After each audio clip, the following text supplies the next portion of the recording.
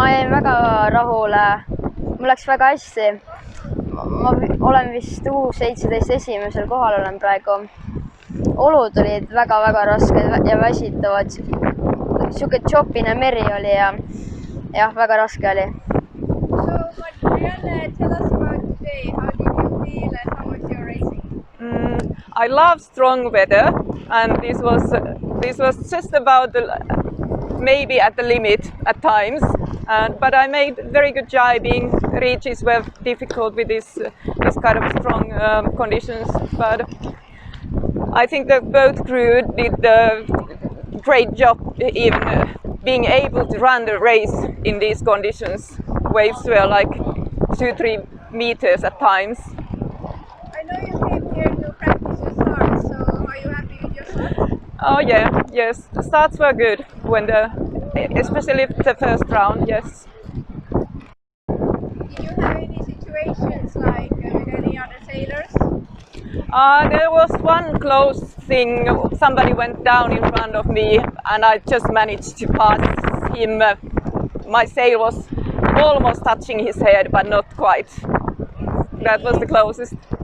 Any capsizes? I had one in the first round, first heat, but it didn't matter. It was just a quick dip.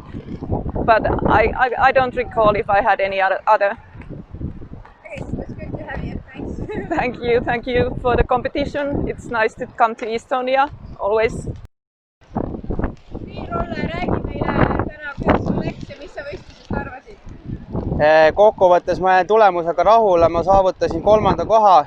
Tundub, et hetkel igavene 3. eelmine etapp sain ka 3. koha. Aga ma jäin väga rahule. Rahule ma võib-olla väga hullult ei jäänud mu enda füüsis. Tingimused olid päris keerulised.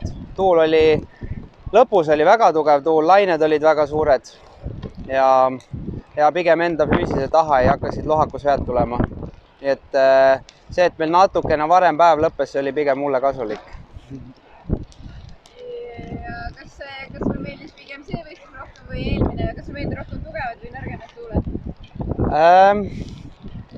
Tead, ma arvan, et ma olen natukene osavam keeruliste tingimustega. Et ma ei tea, kas need mulle rohkem meeldivad, aga mul on tunne, et siuksed väga suured lained, tugev tuul, et ma tunnen nagu võib-olla kodusemalt ennast nendega. Et see, et ma ise olen kasvult natuke väiksem ja kaalult natuke väiksem teistest, siis ma saangi natuke kompenseerida siukeste keeruliste tingimustega. Et võib-olla pigem jah, tänased tingimused isegi meeldivad rohkem.